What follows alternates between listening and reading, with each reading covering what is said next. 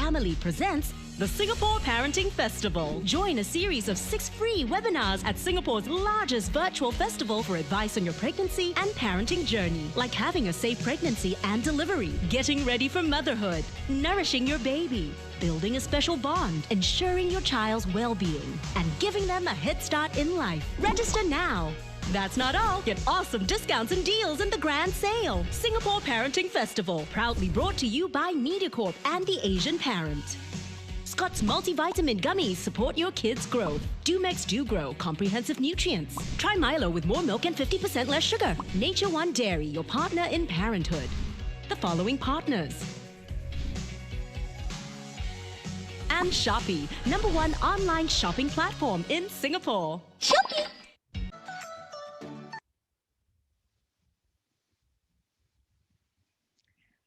Hi everyone, welcome to our next installment of webinars, the free webinars that are brought to you by the Asian Parent and by MediaCorp. Today we are actually going to be covering the A to Z of breastfeeding. So for those of you who just joined us, thank you so much for taking the time this morning. As a parent, I know that we're staying home, most of us, to help the kids out. So even if you are at home, I know it's not easy, but do pay attention because there's so much valuable information that's going to be coming up from our guest panelist today, Dr. Wong. All right, so she's going to be sharing with you guys all the ins and outs and tips and tricks that you can use to help make breastfeeding so much easier. I've done breastfeeding for all 4 of my daughters over a year each. So I can tell you it's not easy, but it can make it a lot easier if you know the right things to do, all right? So it doesn't have to be painful at all. Now, once again, thank you so much, everybody, for joining us. Those who are still coming in, the numbers are still increasing. You know what? I'm so heartened to hear about the number of people who have signed up for today's webinar. It's a very, very, very large number of you guys online. But because of that, you are actually automatically muted. Okay, so there are a few things that you guys will need to know. This video is actually, this webinar is actually going to be recorded. There is actually a chat box or a Q&A box that you guys can enter your questions in. We will set aside some time today for some questions, some Q&A. So do type your questions into the Q&A box. You're very welcome to put in all the burning questions that you have that come from breastfeeding, and if you are thinking about it as well. All right, the Q&A will be at the end of the session and only through the Q&A tab. So questions will be selected from there for Dr. Wong and myself to answer. And like I said earlier, this webinar is recorded. All right, so if you do want to have your videos turned off, please do so. All right, but don't miss out on the important information that we are going to have, especially at certain instances when we have polls coming up. We really want to hear your thoughts, but we also have some special deals or vouchers from Shopee that's going to come up. So do not miss out those opportunities to get yourself some of these vouchers that you can use, but only up till a certain date, the 23rd of May. Okay, so we're going to move on to let you know a bit more about the Singapore Parenting Festival. It's going on right now, okay? And yeah, this is just one of the few, actually one of several webinars that are happening. So do look out for them. Each one of them is free. You just have to register for it and make sure that you show up for it too, because all of these webinars are so informative and the experts that come in as panelists, they are so experienced, okay? So do not miss it out. Share it with your friends as well, all right? This is actually brought to you by the Asian Parent and MediaCorp, where we bring you exciting contests, informative webinars, and also a grand sale. All right, so do visit their websites to find out more. Do visit their socials to find out more. And today we are diving into the A to Z of breastfeeding, which will help all new moms or those thinking about breastfeeding with their journey, right? Now, before we start, like I said, we are going to be recording this webinar, and also stay tuned as we have something special for you from Shopee. So get your phones ready by your side, and you should have a QR code scanner. But if you don't worry, there's going to be a link that will be provided as well. Okay, now just a little bit about myself. I've been talking so much, but for those of you who do not know me, I'm actually Dawn, better known or more affectionately known as that mom of 4. I do have 4 daughters, right? So if you want to find me on Instagram and see what I'm up to, I actually can be found on IG and Facebook. It's THATMOM, not MUM, right? That mom of 4. So I do own a few businesses. I do run a fitness studio, a gym. I do have a few other things under my belt besides talking. But it's all related to wellness and health. Okay. So yes, if you want to find out more about what I do in the realm of health, wellness, and fitness, you can actually find me on Instagram and Facebook. All right. So enough about me. Those are my 4 kids and my dog and my husband. We are now going to move on to our expert, Dr. Wong Bo Boy. All right. So thank you, Dr. Wong, for joining us today. Now, she is actually the founder of Wong Bo Boy Private Limited, right? Dr. Wong has played a pioneering role in the creation of key parent craft institutions and services in Singapore. I think beyond Singapore as well, yeah. She has been very instrumental in the implementation and establishment of guidelines and various management methods for both mother and child, right? And she's also introduced a wide spectrum of pregnancy and infant-related approaches, including the now very popular touch therapy through using baby massage, right? And this is actually believed to develop a very strong bond between parent and child. I've used that for my girls, and I can tell you that really helps a lot. It's not just with the bonding, but with the health and wellness of your baby as well. Over the years, Dr. Wong has also trained many medical students, nurses, parent craft specialists, and the general public to understand and care for the expectant mom and their newborns, right? New moms and their newborns. The awards and recognitions that she has earned her, well, for her contributions towards society. She has received the Healthcare Humanity Award. Congratulations for that. And also been a 3-time finalist for the prestigious President's Award. So you have such an expert, such a renowned expert, so many accreditations under her belt. With you today, Dr. Wong. Thank you so much for joining us today. The audience is very, very keen to hear from you on these key aspects and information to achieve successful breastfeeding. Over to you. Hi, good morning to everybody out there. Thank you for actually logging in. I'm very happy to be invited to share with you the whole list of A to Z to a successful breastfeeding. Yeah. So the things that we're going to be touching on today include the knowledge, the problems, the techniques, and practice to achieve successful breastfeeding. All this is going to come from Dr. Wong in a while.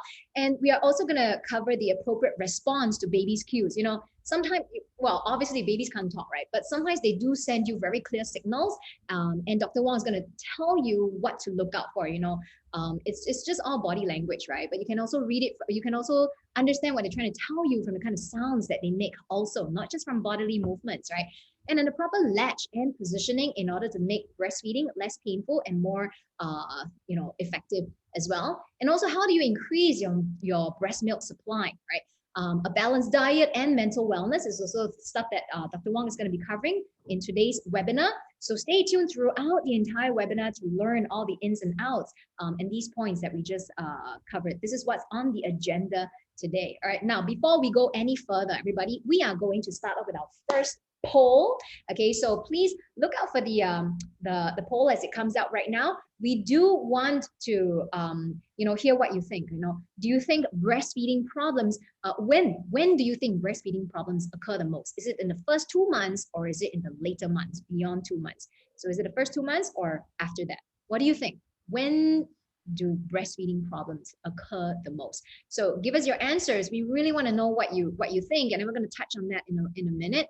Okay, so yes, like I said, you know, all these details, all this information about breastfeeding may be lacking in many new moms, and because of that, you know, despite the best intentions, despite you wanting to breastfeed for as long as you can, if it doesn't happen in the first couple of months, I think it can be very daunting and very demoralizing for many moms. Okay, I know a lot of friends who have gone through that before, but sharing the tips that work for you can help so much. Okay, for somebody who has the best intentions for her baby and for her baby's health as well. Okay, so in a moment we're going to see the results of this poll, so keep sharing your answers with us. Okay, I think the answers are ready right now, so let's see. Okay, so yeah, 92%, wow, a whopping 92% of you actually feel that the breastfeeding problems occur the most in the first 2 months, and then only 8% of you feel like the problems only occur in the later months.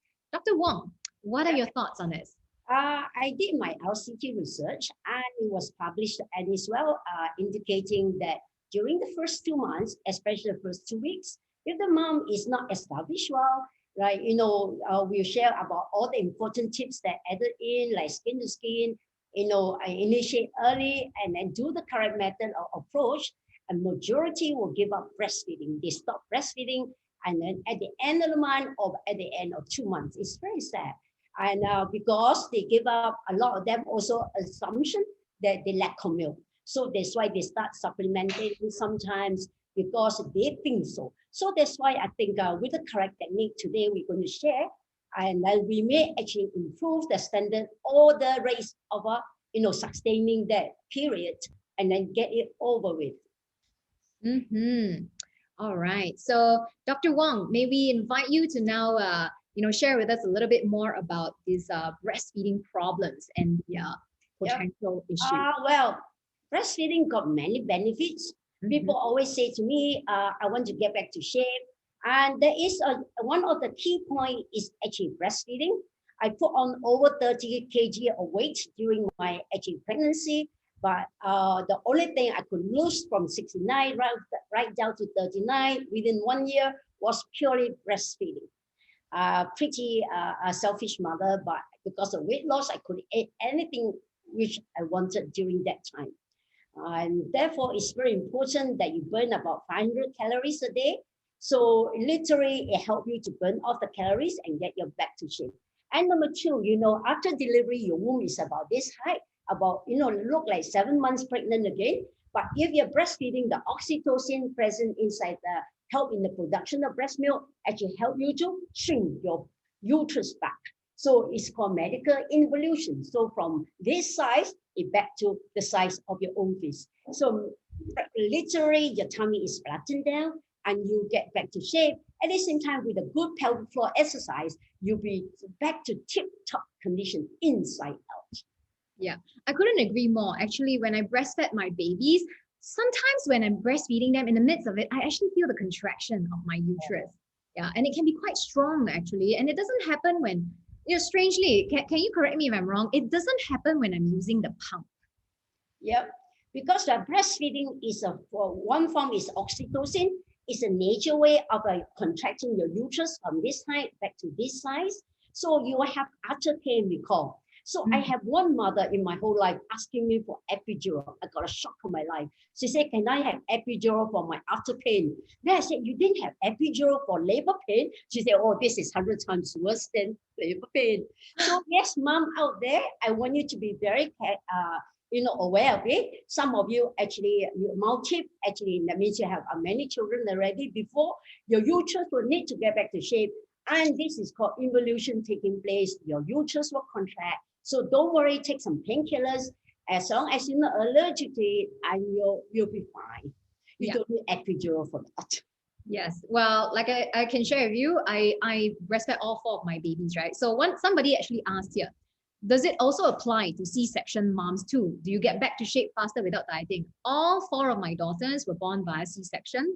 The first 2 were emergency. So, the later 2 were just C-section already. But even with the emergency C-section, I was able to successfully breastfeed my first and my second daughter for over a year each. So yes, to answer your question, Sherilyn, yes, it also applies to C-section moms too. That contraction of your uterus, as well as burning more calories through breastfeeding. It does apply even for C-section moms. Okay, and the pelvic floor, I think the benefit of the breastfeeding does apply to the pelvic floor returning back to normal after birth as well. I think it's actually considered more exercise for the mom when it comes to that is my dog. I'm sorry for that. Okay, so yes, it does apply to moms both natural birth as well as those who underwent C-sections. You're welcome, Jolene. Who are breastfeeding, because I think as you breastfeed your baby and he or she grows bigger, the weight that you're carrying is also heavier. So it's kind of like exercise for the mom in a way too, right, Dr. Wong? Yep. Majority, I say to mom, the distribution, the total weight gain, if you gain 10 to 13 kg, I guarantee you 6 weeks you're back to shape, regardless whether C-sec or normal birth. But if you actually gain more, extra 5 kg on top of that, it may take up to 6 months. If you born 5 kg on top of that, like me, it may take up to 2 years. Then by then it's time to have a second child. So some mother actually, do not lose the weight. Purely, again, exercise is important. Pelvic floor is get you inside to make sure you're back to 16 years old again. Don't believe in old folks. They say once you have a vaginal birth, inside out or gone loose is not true. Yeah. So with the correct exercise, your womb will get back to shape and your tummy will get back to shape. And then, all this will be fine. And you lose your calories as well. Yes. Yeah. Well, obviously, it's very important to also remember, even though you are breastfeeding, please don't go and overeat. Because there are some moms who will think that, yeah, I'm making food for my baby, so I should also eat a lot more. I don't think you need to consume too many extra calories, especially if you have gained a lot of weight during pregnancy. You already have that extra stores, so you don't have to think so much about eating even more extra calories in that case, right, Dr. Wong? You have to choose wisely. When you're breastfeeding, you're very hungry and you're very thirsty.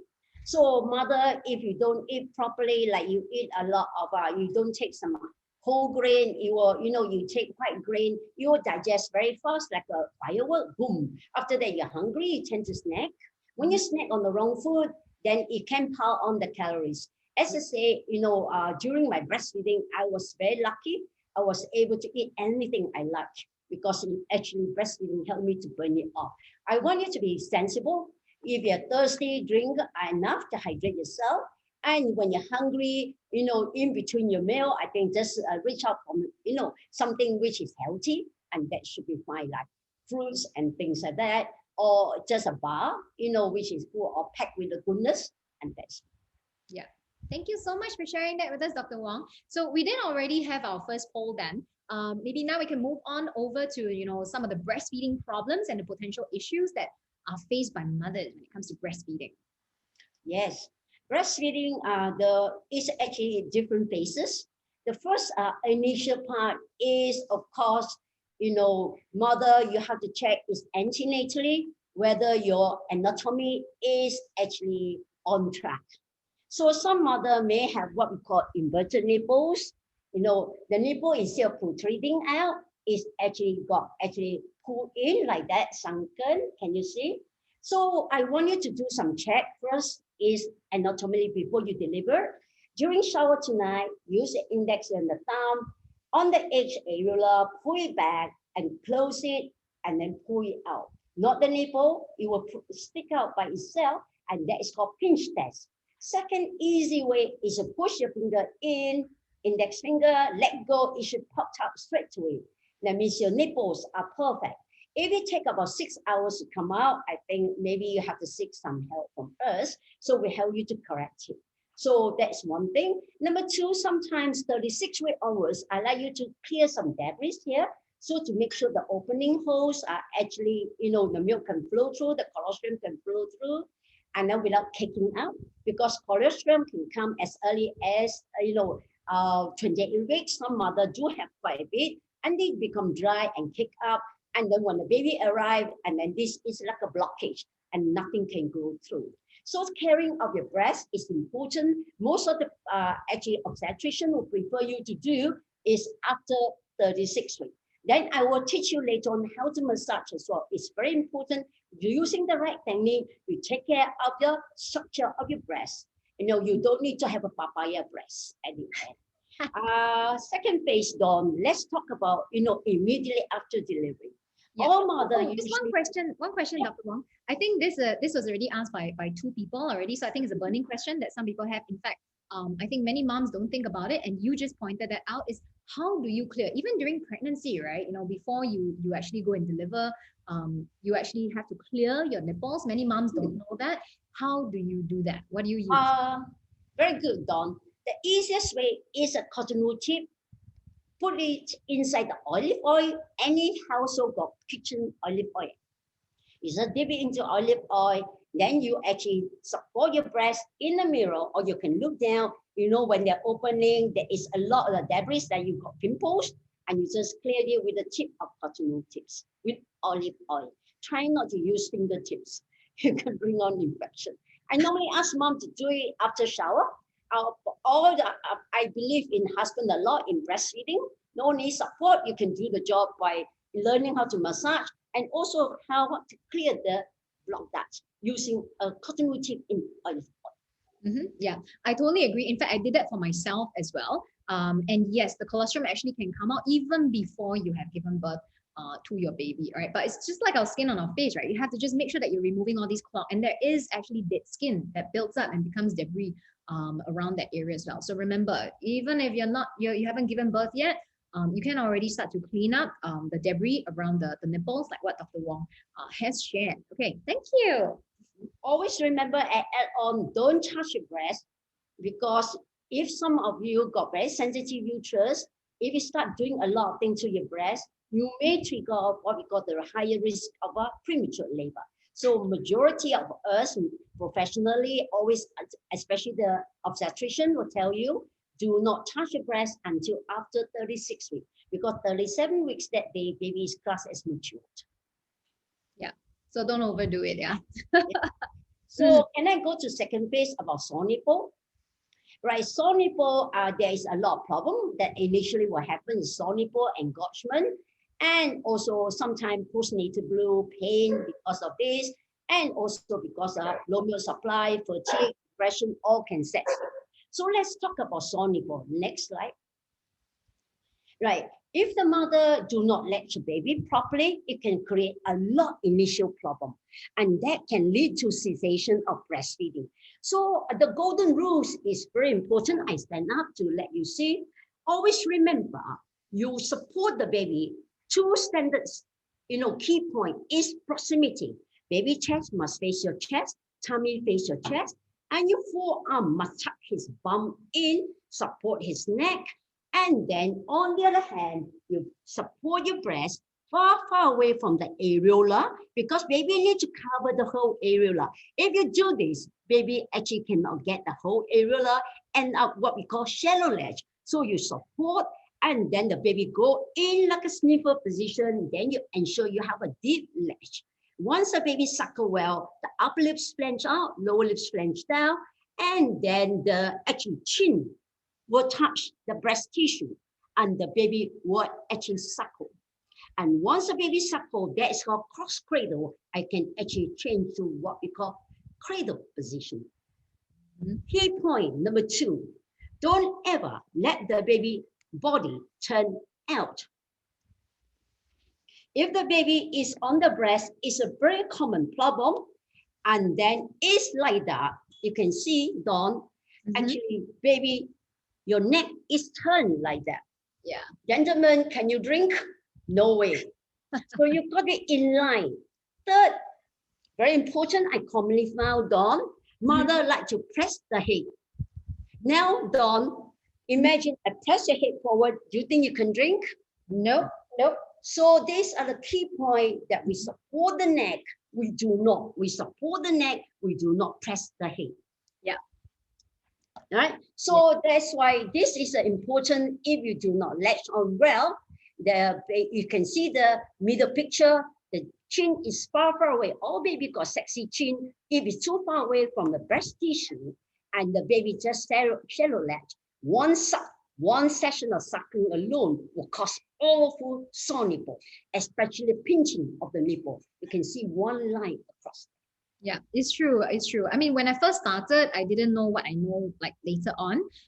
So if baby doesn't latch on well, they will try and suck even harder. So that's where the soreness comes in. And then, like you said earlier, you shared earlier how you're carrying your baby as well, right? And it was actually higher because some moms actually, they would just put the baby on the lap and then they slouch over. Yeah. And that actually helps. It causes baby to be on their backs maybe, but they would still have to turn their faces. So holding your baby the right way, making them feel secure and safe, actually will let them be able to relax and just focus more on drinking instead of struggling. And then you're asking yourself, why am I taking 1 hour to feed at each feeding? So if you can actually get all these things settled at the very start, you're gonna have a much easier time. Add on one more point, Dawn. They must not, do a lot of silly action. I often see mother make mistake, stroking baby like that, stroking the ear, tap the feet, tap the backside. Don't do this. Distracting. Imagine you're going to put a plate of food in front of your husband. Before you start eating, you're stroking him, this and that. You distract him. So the child will be distracted. Stay calm. You hear the baby listening to the swallowing sound.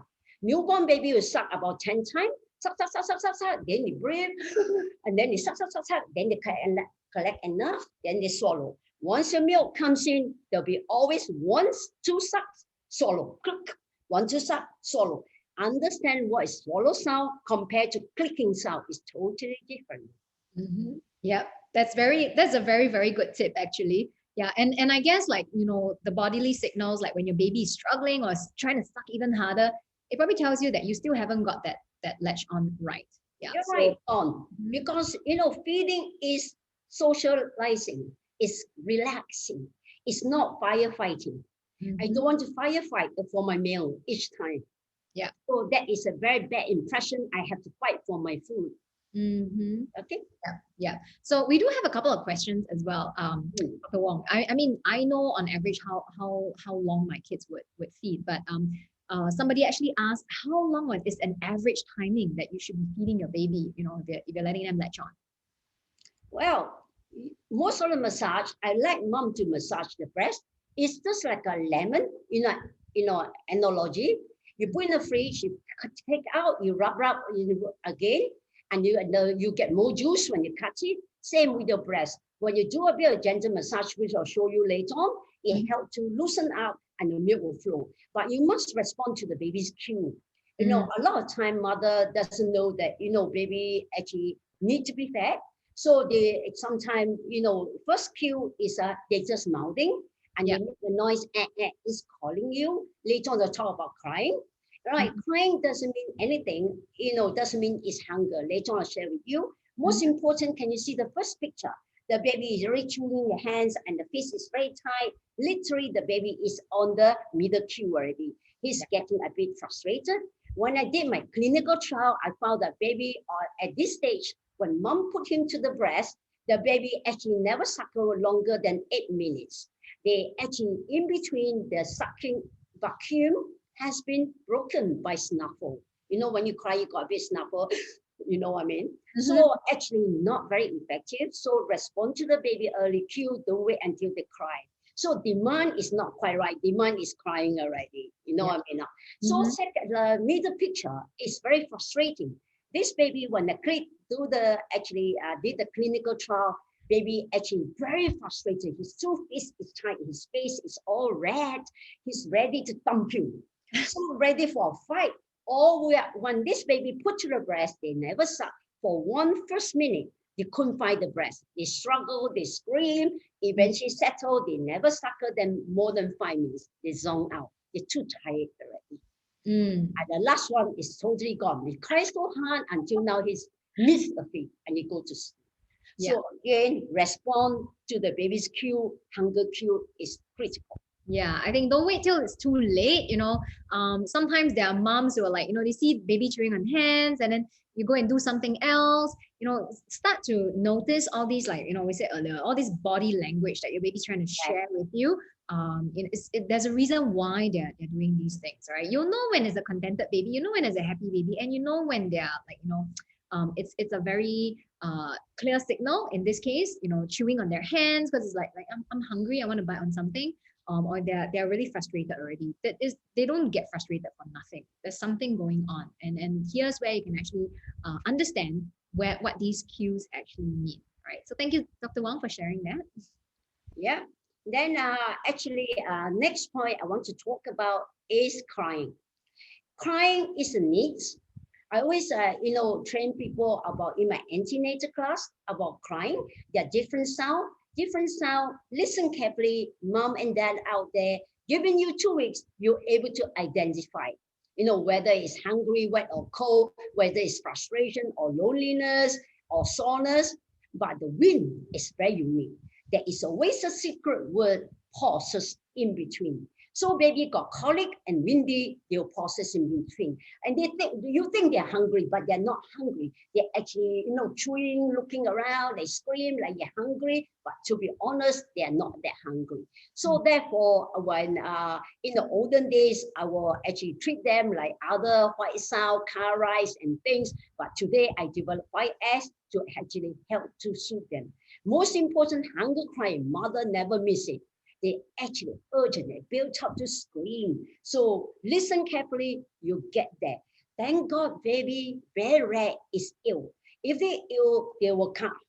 Crying is very high pitch. And also it comes with other signs like, temperature, and then bulging fontanelle or sunken fontanelles, vomiting, or diarrhea, or distant abdomen. So thank goodness it's very rare because you are actually giving the best to your child, the breast milk. Protect that child. Yeah. Wonderful. Yeah. So, babies' cries can be very different, cooing and giggling.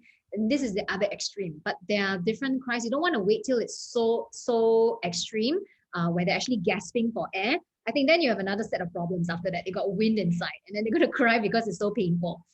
So once you hear the cues or the cries that come from hunger, action on it already. You cannot wait till it's too late, right? People already give you signal and you still ignore. Of course, the siren is gonna fire after that. Okay, so so these are the different kind of cries that baby will send to you, and then just pick on them very quickly and work on it, because otherwise, when they start to become in distress, it's very, very difficult to try and calm them down already. It's easier when you work on it at the beginning, when they send you the subtle signals, but when you wait till it's too late, you're going to give yourself unnecessary stress, unnecessary pressure already. Yeah. So thank you so much for sharing all that with us, Dr. Wong. Now, there's some questions that our attendees are asking. If baby tends to fall asleep when breastfeeding, you let them latch on, they drink for like less than a minute and they fall asleep. Yep. What do you do? Well, the bad habit started. This is a common problem, Dawn.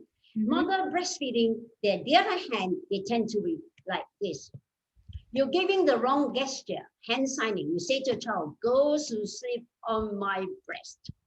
Once you've done that, the baby next time they go to your breast, the signal is go to sleep on your breast. So if the baby sleep, I don't want you to tickle the feet. I don't want you to beat the bum. I don't want you to tickle the ear. All these are not correct signing. I'm a hand signing teacher. So you should do is touch the chin, the jaw of this baby. Can you all see? When the baby, and you put your hand in, can you see? And you just move that jaw 3 times. And here, this is the jaw. So you don't poke it, you just move one, right? This hand, 1, 2, 3, and then you say the word drink. And the baby will. If you keep doing it about 3 times already, baby still fall asleep, 1 or 2 suck. Then I'll take the baby off. Taking baby off is insert your finger into the baby's corner of the mouth, release the vacuum. After that, you stretch the baby, right? You put the baby down, and then you stretch the arm. You do the knee hugs, like like exercise like that. And then you burp the baby. Burping is very important. I show you. You have to burp the baby, support the chin, lean the baby 10 degrees forward. And burping is like that. Don't burp upwards because baby cardiac sphincter is very weak. And then when you burp like this, you're going to have Merlion on your hand. Baby will puke. Then you get very worried. So you burp, don't rub, because baby all got fine hair. You trigger, what we call the electric shock, static shock. And next time we touch his back, baby tense up because he expects another shock again. And don't rotate baby. I know on the YouTube, one father was doing this. Don't do that. Don't. I give you a char kway teow. I say, come here. I do this to you. What happened to you? So again, a lot of technique you have to come to learn. If you do face some problem, I think, Dawn, I suggest that actually baby sleepy, take them off, stretch them, and put them back again. Yeah. I totally add on, have a chart. So roughly, when, we all like human beings. If you have a full feed, it take about at least, although breast milk digests easily, at least 2 to 3 hours. Yeah, for the next week. Yes, and I fully agree. Okay, so you said have a chart, but then like when was the last time you fed? How long they stayed there as well. But sometimes when the weather is really hot, or if they perspire a lot and they've probably been a little bit more active, then they might be a little bit hungrier. They might spend a little bit more time drinking after that. So I think for moms, don't worry so much about, spending exactly the same amount of time breastfeeding. Yeah, sometimes they just want to stay longer. Sometimes they just want to look at you for a bit longer. Sometimes they're just more tired because, stuff happened, right? They fall sick, if they didn't have a good night's sleep because dad was playing mahjong last night or something like that, that could disrupt their regular sleep pattern and things just change. So I think being able to read the cues or, understand the signals that your baby is sending to you is actually more important than just, hey, you just drank 2 hours ago. It's time for you to drink again now. They're not robots. Things are very dynamic, right? So just knowing the cues that your baby is actually sending you, the signals that they're sending you, is actually a lot more important. Can I add one point, Dawn? Yeah. It's very important. Actually, the academic pediatric agree that if the baby is too non-demanding in the day, newborn baby especially, we do have to wake them up if there is a lapse of 3 to 4 hours. Yeah. Because otherwise, baby can be dehydrated. You have a good point. I just add on one point. I think that chart is a little bit guideline. It's not a holy book. So all you have to do is give you an idea what you should do. Nighttime, I will do demand. Baby cry, I will feed. I will do minimal interaction. And then I'll dim the light, burp the baby, change the baby, and say night, night. So the baby, I'm a sleep trainer. So the baby will in tune very fast, have a routine. Daytime mother, very friendly, play with me, feed me, and then sing to me, talk to me. Nighttime mother, very fierce. The only night, then he get the cue. That is another cue. Then he was learn to settle a longer stretch of sleep. That will help the parents a lot. And the baby learn to attune to some noise in the day. And then nighttime, a little bit quieter. Yes. Yeah. I totally agree. And you mentioned something just now about, making sure that you're sending the right signals to your baby when you're feeding them as well. So yeah, many moms actually make the mistake, or grandmothers, they make the mistake. If you're using a bottle, sometimes they do both, right? They bottle feed and they breastfeed at the same time. So, it might not be you, it might be somebody else who is helping you to, use your express milk to feed them with the bottle, and they start doing that petting. So it's not just you, but you need to also reinforce that action or non-action of petting when you are trying to feed the baby, because it can be very confusing to them. They can get used to routine, but they will also get used to signals that you send them. Okay, so just being able to not have confusing signals to baby, and that's why some of them do fall asleep when you're feeding them. Just making sure that yourself and whoever is also feeding them is doing the same thing, singing the same tune, so that they can actually get used to that. Can I add one point? I will not encourage bottle the first month. Yeah, let baby get used to your breast first.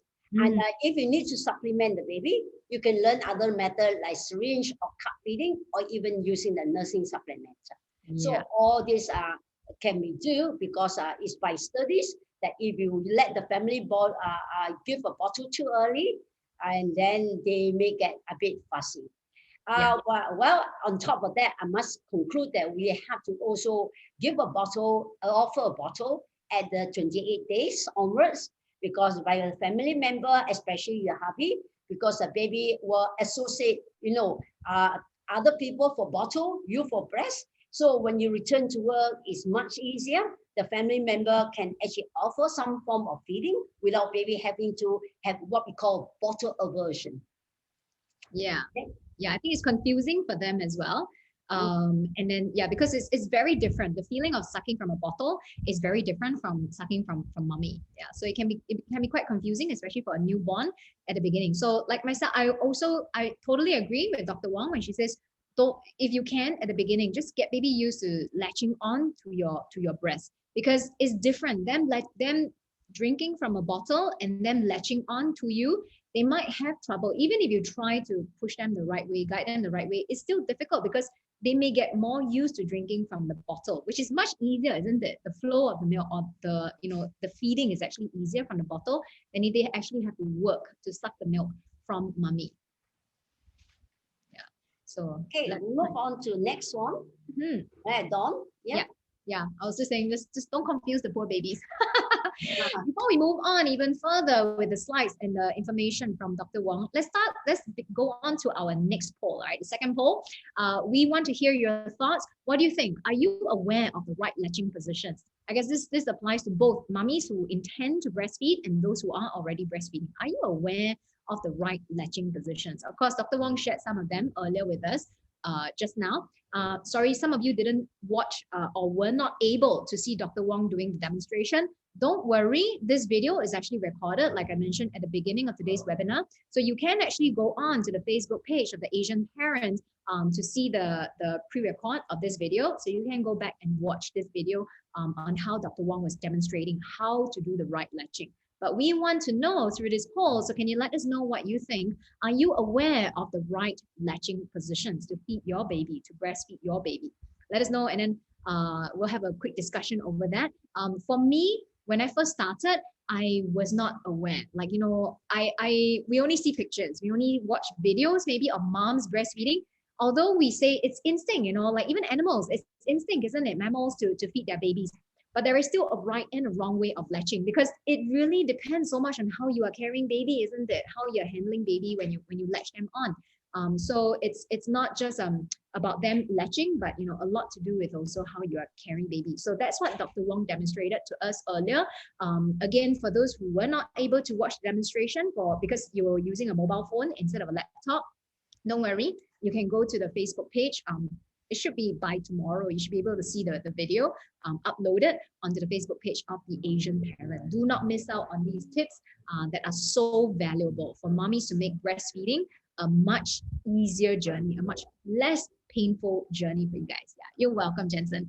Okay, so yeah, let's see the answers. Let's see the poll results from all of you. What do you think? You know, whether or not you're aware of the right latching positions. Okay, results are out.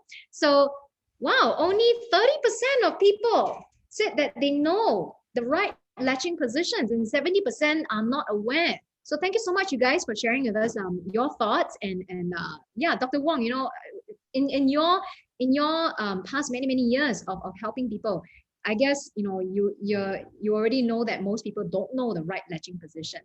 Why so? You know, is it because they're not going for classes or what? Oh, well, there are many pictures in the website. They are meant to be actually sharing and well-meaning, but sometimes may not be detailed. Later on, I share with you 1 or 2 clips on, you know, they suggesting, but because the detail is not put in, they forgot baby's mouth got to go, the tongue got to go deep right to the junction of the soft and hard palate. All right, and baby got tongue tie or other problem can cause this as well. Baby suckling muscle tone is not there, and then beside mother itself, so the latching position, stability all play in the important part. I have seen, you know, 500,000 moms from UK back to here. Actually, breastfeeding is challenging, is a latch. The always assumption is okay, but it's not quite right. And I want you to revise the key point, like you look back into the video, the areola ideally should be all taken in. Very little bit of areola at the top may be shown, unless very rare, mom got a massive areola. That one, of course, never able to go in, but you can hear the baby swallow. So effective for emptying of the breast play a second role. Baby suck, when the milk comes in, want to suck, swallow, want to suck. Remember that. That's it. Yeah, thank you so much, Dr. Wong. Just one more question with regards to, you know, latching on.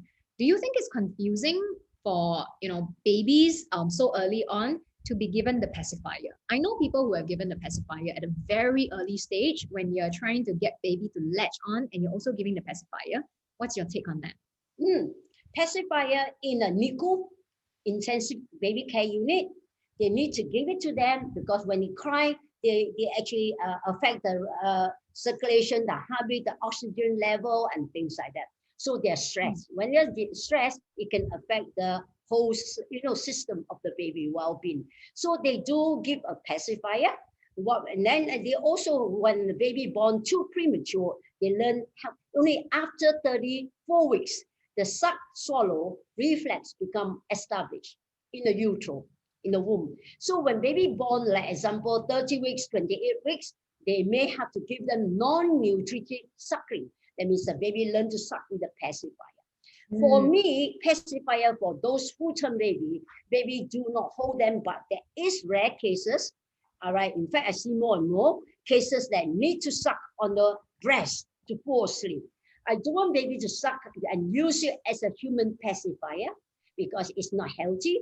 To start off, maybe a novelty. At the end, can be a nightmare. All right, baby tend to wake up. You know, we sleep in the 2 deep cycle, another light cycle, then deep cycle. Baby tend to wake up, and the only way to suit back to sleep is suck on your breast. So we be a bit sensible. Let us assess the situation. Let us talk about it and create a plan whether your baby really need a pacifier or other form of comforting can be do a job. So especially swaddling, I swaddle the baby, they do settle as well. Yeah, that's a very good point. The swaddling, I know it helped my babies, especially in the very early stage. They just need to feel hugged or it's very comforting. No matter what, it's just comforting. Yeah, and it also prevents them from scratching themselves. So yeah, I Dawn, is startle effect. All baby were born with this startle effect, what we call startle reflex, and it lasts about up to 4 months. Especially when in a light sleep, they startle, the hand leg shake, and then the lips also shake, they wake up. So that's why you say swaddling help your little one to settle through. Is to give them the security and less startling effect, and help them to overcome that light cycle of sleep. Yeah. Oh, that's a very. Oh, I didn't know that it lasted up to 4 months. I always thought it was very cute because sometimes I see the mouth go like shivers. Just me 1 week, let them be free. Nighttime, I will swaddle them in the right technique. Mother often say to me, Dawn, my baby doesn't like to be swaddled. I say, how do you know? They say, hands come up. No, it's not baby doesn't like to be swallowed. Your technique is wrong. So you are not securely swaddled, the hands very quickly will come out. Yeah. And that is a wrong, mother perceived in the wrong manner again. So again, come to class, antenatal class, learn the right technique, and then go through together with your hubby. I think it helps a lot. Yeah.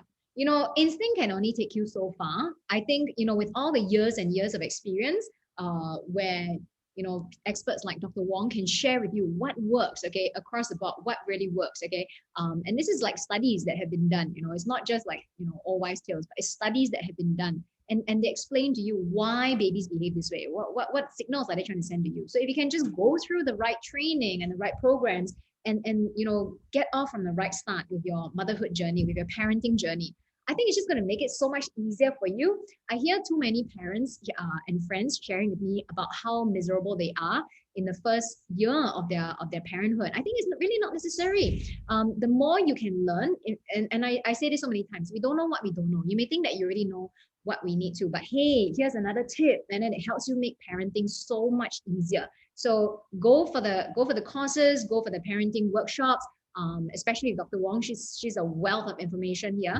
And you will have so much easier a time with your parenting journey, right? So thank you so much for sharing that with us, Dr. Wong. We are going to move on to the next Shopee voucher giveaway. All right, so you guys, please get your cameras ready, get your phones ready, and just scan that QR code right here to redeem your first. The first 200 of you will redeem this. Will be able to get this $3 off, no minimum spend voucher from Shopee, and you can use it in the toys, the kids and baby category, and please, so don't miss it out. Right, this is the webinar and the items that we have in sale are bundled together. You save so much, and you can still use this no link that you can get. Of course, terms and conditions apply. The voucher actually expires on the 23rd of May. Can you hear me? Okay, I do want to make sure that you guys are aware that the voucher will expire on the 23rd of May. Okay, so do not miss out. I think some of you cannot hear me. I'm gonna see if I can actually use the microphone. You guys okay, so like I was saying, there are terms and conditions that do apply. So do make sure that you guys are using these vouchers by the 23rd of May. Okay, so that expires in there's so many bundles that are available where you can actually save on all these items that are on sale on Shopee. So do not miss out on these good deals that are going on. Hope you guys can hear me a lot better right now. Okay, so yes, I hope you have redeemed your $3 off Shopee vouchers with no minimum spend, but do remember, you should be using them on the Shopee toys, kids, and babies category. Okay, so Make sure that you guys are using them by the 23rd of May. There is an expiry date to it. All right. Yes, thank you so much. All right, I see that you guys can hear me right now. So let's move on to the next part of today's webinar. On back to you, Dr. Wong, where we are going to talk about the ineffective techniques and incorrect nursing supporting positions. Yep. This is very common. I found it a lot people sharing. They say these are the techniques, but I like to highlight to you the key point, very important about certain things. You know, this mother is actually breastfeeding twins. You can see that she's hunching. When you're hunching, you know, your shoulder and your neck will get frozen and your blood supply to your breast will be less. You got higher risk of frozen neck, frozen aching, and then at the same time, you'll never have a lot of milk. Number two, you look at the mom on the first picture, she got very heavy breast. And then if she's leans forward, her base of the breast will get the flow of the milk will not be good. Then you get stagnant, high risk of mastitis. And number three, can you see her right hand is pressing the baby's head in? Like that.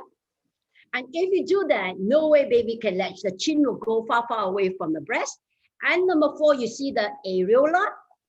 Her areola, a lot is exposed. That means the baby is shallow latch. And number four, on the left-hand side, you see she is holding the baby. Instead of holding baby, she's holding the pillow. A picture painted 1,000 words. And then the second middle picture, follow her, the younger generation. And that is her oldest picture. And the third generation also follow her. So again, I know sometimes when people put out picture, they mean to share. But when you're pressing like that, no way baby can latch. And you're not latching properly, you're not supporting your baby properly, your breast milk will stop. Okay, that's what I like to share. So that's, So massage. There's actually better techniques. Yeah. Yes, Dr. Wong. So what I have to do for that one is very easy. I just, rearrange a bit, correct her hand, positioning, everything will be fine. Next point, Dawn, I need to tell you is about massage. You shouldn't have higher breasts when you're breastfeeding, even after 4 kids. And the breast got no muscle, purely glands and hold on by connective tissue. They are like branches of grapes. They're like branches of grapes, okay? And they hold on together by the net, and the grapes will stop going to the middle stalk, and the milk go through the middle stalk like a spoke up an umbrella. Then you go through the nipple hole. And you're going to the grapes, remember? If you're going to rub very hard and press it down or compress it very hard like this, you're making your grapes into resin. Okay? Yeah. And you're making your own tissue. Now, gentlemen out there, buy a Play-Doh today. There are 1,001 methods of massage, but my method actually is better. So this is called it's more effective to take care of your breast. I'm quite an image person, all right? Doesn't mean I breastfed both my kids, I should have saggy breasts, all right? So you have to do the 6 o'clock by time, 12 o'clock, then the 3 o'clock right under the armpit, then the 9 o'clock. Scissors over the areola, and hold your breast and you vibrate. And you will, just before you pump or you feed, and that will keep the milk going. A lot of people teaching you a lot of things, but you can try it out. Imagine they ask you to roll your breast like this, and then keep sweeping your breast like this, or squeezing like this. You can see the damaging. So ideally, many way of method, but a bit gentle. Do not be too harsh on yourself, and then find out which suits you better. I always show father, you massage one side, your method, I massage the other side, my method, and see immediately after we stop and which one is better. This side will be more massaged by me, will be more lift up, and this one will be almost saggy. Try it out and see. So massage does play an important role, and before you pump. Yeah, I think it definitely helps a lot to just stimulate the breast through the massage. I know I applied that technique as well when I was breastfeeding my babies, and it really helps a lot, you know. But what do you think about like a warm bath as well in the massage? Okay, a warm bath is help to dilate the blood vessel, Mm, and also cleanliness. So yeah. a warm bath will relax the mother. So Mm-hmm, I say that's fine. A warm shower in Singapore is fine, but mm-hmm, make sure also when you're breastfeeding, baby go to your chest. It's called skin to skin. You do get mm-hmm. very hot, huh? So I Yeah, would like to, have the aircon on. yeah. All right, all right, in a very comfortable temperature. Because imagine I take you down today to outside hawker center, 12 o'clock, drinking hot soup. Would you like it? No. Right? So again, ambient temperature around you, skin Mm, to skin. Don't wrap the baby when you're breastfeeding. Just a normal shirt will do. Are you yeah, exposed yourself? yeah. Good point. Good point. So what about the expressing breast milk? All right. Do you have any tips to share with us? Maybe we can move on to the next slide. Yeah. Expressing breast milk is very important. There are many reasons, as I mentioned before, but the way you hold your flange is very important, and your flange size also play important part because your nipples. I just want you to remember, make of erectile tissue. Erectile tissue can swell. When I measure your nipple, maybe this size only, like my thumb, Mhm. but when I pump some of us, the reaction to the stimulation, it causes you to swell and can Yeah. be very big. Any form of erectile can be actually very big. It will hit against the shaft of the flange, Mhm. and then you cause a lot of abrasion. Yeah, I think And that actually, yeah, it answers this question that somebody was asking. Like, you know, she was looking at the nipple flange sizes. Her nipple, I guess she's referring to like, you know, before it's being expanded or yes, stimulated. Yeah, so she measured and her nipple diameter is only 1 cm, which is 10 mm. But she sees the nipple flange sizes actually starts from 17 mm.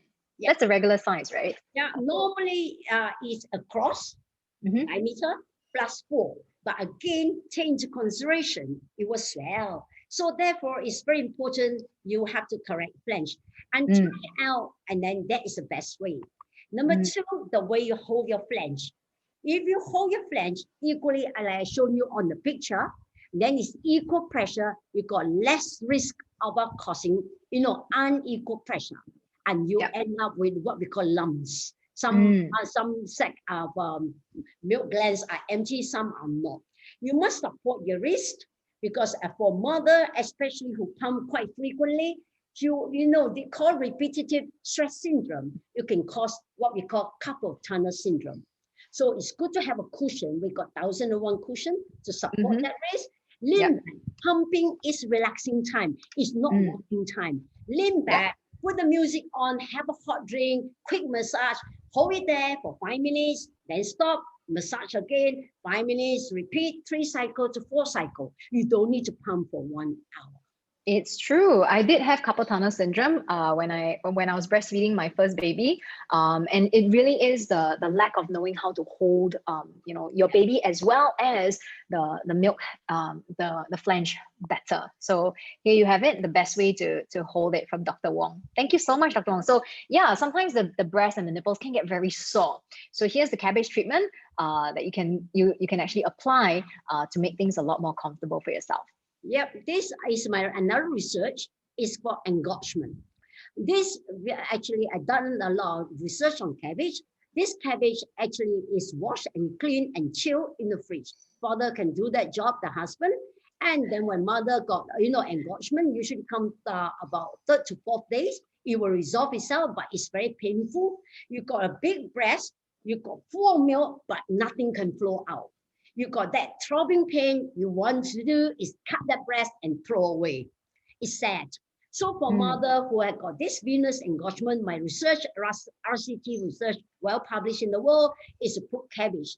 And then the cabbage reduce the swelling, reduce the hardness, then soften the breast, and then the milk with a good massage, like I showed you just now, the milk will flow. Then you can latch the baby. So people say to you, use hot shower. hot shower, you may have momentarily release, but when you come out, when it reoccur again, going to be 100 times worse. So that's why cold actually reduces the swelling. That's why. Father, please do not cut a hole in the middle to expose the nipple. Please stick. Remember. I also have parents, our father to bring the mother in, coleslaw, or chop up cabbage, apply to the breast. Then when I take the brother, I got a shock of my life. I laugh my head off. So again, use it for 2 times, apply for 2 hours, and then the problem will solve by itself. Then just latch. And then if you need to, just do a bit of a comfort pumping. There's a very interesting question that just came up, Dr. Wong. Someone asked, Soumya asked, can we use betel leaf? No, it doesn't work. Cabbage is an enzyme inside there. I was invited to go to UK to talk about biology, about cabbage leaf. So it's very important. It's important. Cabbage leaf is antiseptic as well. It's actually power that to actually soften your breast, and that is what it is. It's totally different. And lettuce leaf are no good. They wither too fast. This one literally grew to your breast. Yeah. So remember the right cabbage, not lettuce. A little piece like that is a little piece like that is for sore nipple. If you got very sore nipple, what you do is I move my hand, that little piece, little hole like 50-cent coin, and then to help to place on the sore nipple before you wear the breast pad. Number 1, it prevents friction. Number 2, it helps to heal. Right, buy cabbages. Okay, so let's move on to how you can manage low milk supply.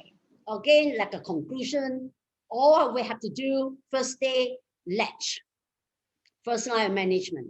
Number 2, let us make sure correct latch, respond to the baby's skill, make sure regular monitoring input and output. You must master that skill and practice using the right tools, and I increase number expression if you need to on day 2. And now if let us help you together, work together, come up with a plan, and whether you really need to. There are very small percentage in this world, all of us actually able to produce enough milk to meet our needs of our baby each day as it grows, but there are small percentage unable to produce enough to meet that baby's needs. It's just very sad how you try everything already. I want you to maintain what you can have. So again, you may have to top up, but let us work a plan together with you and make you feel better. There are a lot of herbs in the market, but there are actually not a lot of medical journal has been published on that. What we call the proper journal. So a bit mindful, you can take a bit, but don't overtake, especially lactation tea, a bit mindful in case it's contaminated, of the minerals and things. Just make sure you buy the right one. I would rather you take, like sometime doctor give you some medication called domperidone. Simple thing is Motilium. It's an anti-reflux drug. Most doctor give you the side effect is boost up your prolactin. And prolactin, first 3 months is essential for milk production. After initial 3 months over already, your milk production is based on autocrine. Again, everything you can do, you can take fenugreek. Fenugreek is very sharp, so I like to be in capsule. You've got to take a very high dosage of 1,008. Wow. 3 times a day after food. That means you see the dosage is very high. You must not take just fenugreek tea. It will not work. Okay, got it. Thank you for sharing that, Dr. Wong. So yeah, here are different techniques that you can actually try to apply, tips that you can use to help to increase your milk supply if it has started to go down. Well, just one quick question, Dr. Wong. Will lack of sleep actually cause the mother's milk supply to go down? Yes, fatigue. Yeah, try to rest half an hour before you feed, even you don't fall asleep. Resting helps a lot. Okay. Deep breathing, like we all do in my class, like you do as well, Dawn. Deep breathing, expand the lungs, help you to regulate yourself, calm down, have a warm drink, a gentle massage, firm but gentle massage, then confident, learn the technique right, latch, pop. That's it. Okay. All right. Thank you for that. So let's move on to what herbs can be used to help improve. Yeah, in the market, As I mentioned, every country got different approach. I just highlight one thing, don't take too much breweries because mother come back to me with a lot of down below infection. All right.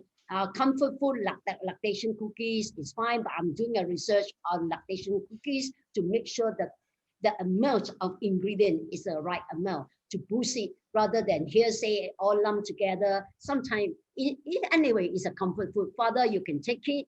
I don't think you have milk either. Yep, it's okay Yeah. to have comfort food like it's not done. Sometimes we have chocolate. I love chocolate. You know, a bit of comfort food when we are Yeah. stressed. You know what I mean? It's fine. Yeah. So yeah, take a picture of this slide if you want to. Take a screenshot, just to make sure that you got all the information right there. And these are the things that you can actually take to help to improve your milk supply, your milk production. But you know what? In any case, moderate. Don't just take one of that and then overdose on it. Especially All brewer's right. yeast.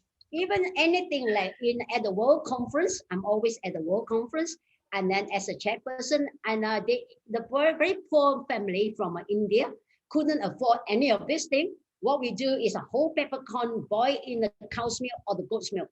Next day she got enough milk to feed the whole village. Wow. Use that tip. Thank you so much, Dr. Wong. And let's move on to the nutrition part.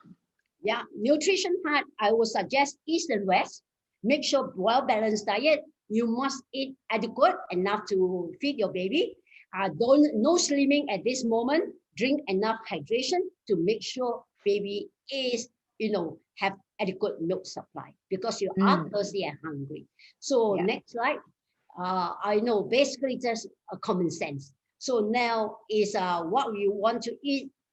Those patients now can ask us what they should eat, what they should not eat. Right? Yeah. For a very important, I will just mention the common question being asked, what to eat. For us Asian, I would say 10 days before delivery, don't take a lot of strong tonic. High risk of postpartum hemorrhage. After delivery, 10 days, don't take a lot of strong tonic because you increase heavy blood flow, low care. All right. After, take something light, nourishing, like even fish papaya soup, like yesterday been mentioned, I developed that. And they got the greener the papaya, the more enzyme help to, pack your milk up, the oxytocin up. At the same time, very important, I say be sensible. Yeah. Right? Whatever you eat, be sensible in moderation, and that'll be fine. Don't take a lot of Western people, don't take mint, don't take sage, don't take actually parsley because it's well known to suppress lactation. For Asian, try not to take tang kui, angelica, because it's a estrogen. It can suppress your, what we call the lactation cycle. Yeah. So remember, if you are actually, because one of the questions is the herb package from some of these traditional Chinese medicine stores. Actually, from experience also, I know that many of them do contain tang kui. So if you are breastfeeding, do take note, like what Dr. Wong said. It can actually suppress your milk supply. Yeah. But the pepper and I will say, Dawn, because I would rather the packet herbs so they can remove the excess tang kui out, just put more leaves, because medical research hasn't proven tang kui actually help in lactation. That is medical research. I'm working on research rather than medical research than what people kampong village do that believe. Okay, it's good to have a bit of tradition, but sometimes we got to be sensible. I would not rather have a swallow capsule. That you can't remove. You know what I mean? Yeah. There is a lot. Or I read all the package. They always got 8.6 gram more. That is too much. Maybe a bit later. Not for you are trying to establish the first 2 months of your cycle. Yeah. All right. Thank you so much, Dr. Wong. And thank you so much for the conclusion that you did earlier as well. I think so many of us learned a lot today, even for a 4-time mom like myself. I've breastfed my kids 4 times already. I'm still learning new stuff from you, like the pepper to add on. All right. So I never knew about that, but I'm definitely sharing that with my students, pepper and milk, to boost your milk supply. And these are easily accessible ingredients that we already have at home. So you know what? learn more from Dr. Wong through her workshops and her talks, the programs that she has. And I think you're going to be helping yourself and your friends, people that you care about, in their breastfeeding journey, right? So with that, we do want to now have the Shopee vouchers up for you guys for grabs once again. So please whip out your phones. And for those who cannot scan the QR code for whatever reason, if you're having some trouble with that, please click on the link in the chat box, right, that has been provided here. The link is right there. You don't actually have to type it out yourself. The link is under the QR code, but do use the link that is already in the chat box. And the first 200 participants who click on it, who scan it, will get this $3 off, no minimum spend Shopee voucher that you can use on Shopee for the toys, kids, and babies category. Now, terms and conditions do apply, and it expires on the 23rd of May. So remember, it's in a few days' time. So make sure that you guys are using it. If you got the $3 voucher, don't waste it. Somebody could have great use for it, okay? So use it by the 23rd of May, okay? I do want to thank all of you for joining us today so much, especially Dr. Wong. Your insights and your advice has definitely helped a lot of people. I am definitely sharing it in my students in my prenatal, postnatal classes. It's very, very helpful for those who are struggling, because if your journey can be so much easier, you can stay, breastfeeding your baby and giving them all the good stuff, all that natural golden goodness for so much longer, all right? So I hope you guys have actually scanned that voucher right here. And now I do also want to thank, the Singapore Parenting Festival organizers, the partners, right? Now this is actually organized. Singapore Parenting Festival is actually organized by MediaCorp and the Asian Parents. So thank you so much for putting this together. The official e-commerce partner is Shopee. And then we also have the platinum partner, Walk, the gold partners, Scott's, Dumex, Milo, Nature One Dairy, our silver partners, Similac, Pampers, Nestle's Non OptiPro 3, and the content partners, Center for Fathering, Mums for Life, and Dads for Life. So thank you so much, everybody, for putting this together and for joining us today as well. There is actually the next webinar that's happening at 7:30 p.m. tonight. All right. So do make sure that you guys have registered for it. If you haven't, do make sure that you're up for it already. It's free. The first 6 months of your baby's life is the topic of tonight's webinar. So do visit the spf2021.theasianparent.com to find out more about the other webinars that are happening and the other deals, the other activities that are happening as well. Now, do make sure that you guys, if you're shopping on Shopee with your vouchers as well, mummies, you might want to join the Mums Club, okay? When you join that, in 1 year, you can actually save about $1,200. That's a lot of savings, especially with the things that you're buying in a year for your newborn. So don't forget, okay? Sign up for the Mums Club when you shop at Shopee. And thank you so much once again, everybody, for joining us. Do make sure that you go visit the Singapore Parenting Festival's website for the rerun of this video, or you can go to the Facebook page of the Asian Parent, and you will be able to see the recorded video of today's webinar. Thank you so much, everybody. See you all real soon in the next webinar, hopefully. Bye.